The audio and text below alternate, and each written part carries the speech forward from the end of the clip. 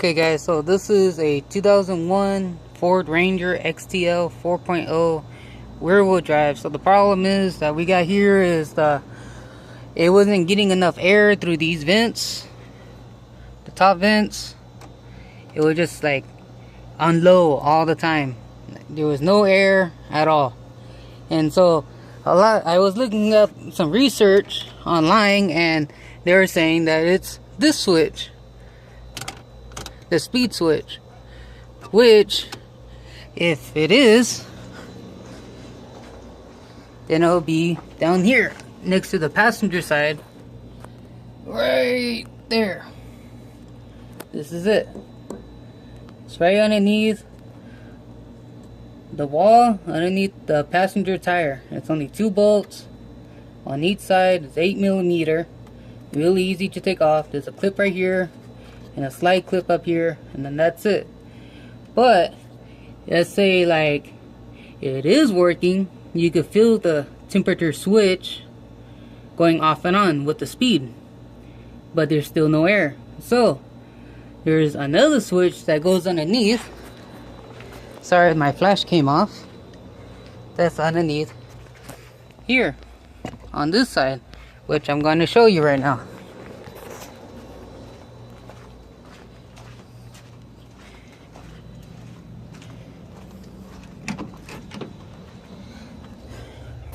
It's right here. This one. Mine just came off.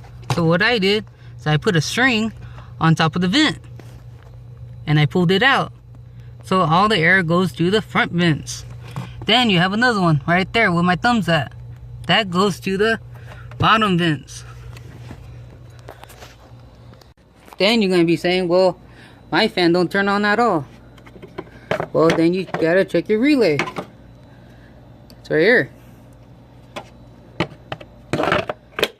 That's simple. If that's still not working, then you gotta check this. There's a gray tube coming out of the firewall right back here. I don't know if you can see it. It's kind of in there. Let's see if you can tilt it just a little bit. It's right there. There's a gray tube and a black tube. The black tube goes to the vents for the top, for the defrosters. I disconnect mine because I shut it all the way, because it never rains here or it gets hot. I don't really need the defrosters. So there's one gray tube. It goes all the way around to this guy, and that's the vacuum. And then the other vacuum goes to the engine. Check this line, see if it's leaking. What I did is I put some duct tape on each of the connectors. You could totally tell if it's not working. But what that thing is, that guy controls this guy. Let me pop up in my vent, my glove box. And how you do that? You pop it up. There's one right here, one right here, and it goes down. So that controls this guy. And what this guy does, it opens this flap. Let me see if I can turn on the flash. Well, I don't got no flash right now because it's too hot.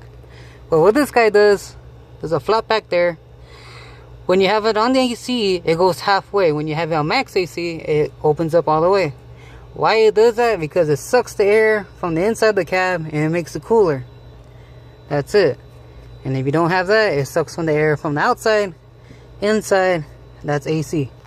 So check this guy right here. That's for the AC and max AC.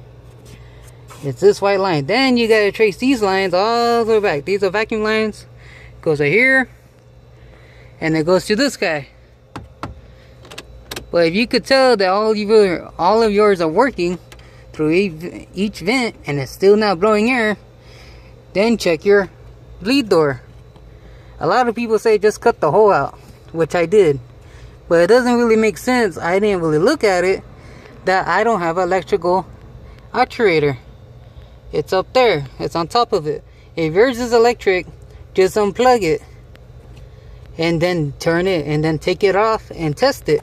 It should have a little handle on the bottom that makes it turn, and that's it.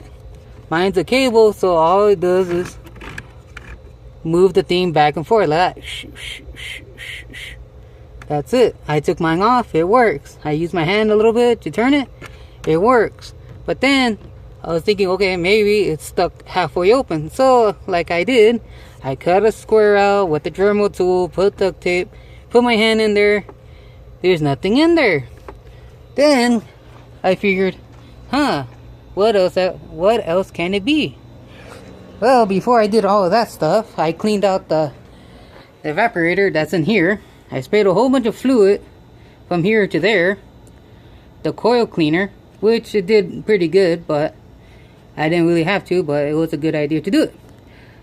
Then I was like, okay, well, my motor went out, so every time I had to stop, the motor would go out. I had to get out and hit it with a screwdriver on this thing. I got tired of that, so I changed it. So they said that this motor is for the 2001 Ford Ranger XLT.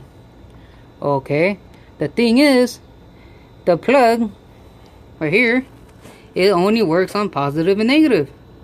So if you guys know about, one channel motors, you could flip the cord to positive, negative, positive, and it will run the other way. That's what I did. I checked it first. I tested it first, and guess what? It blew 1,000 times better. So all I did was I cut the cord, put some butt connectors, switched the polarities to positive to negative, negative to positive, put the dang thing back, and guess what? It works. It works really good, and all you gotta do is that for me. That's pretty much it. So if you guys looking on diagrams and all this stuff, that's all I had to do. But if you have a vent problem, I never had that problem because I just took it off. If you have a vent problem, all for you. That's what that black cord's for. I don't know where it goes because I took it off. But that's it. Okay? Bye.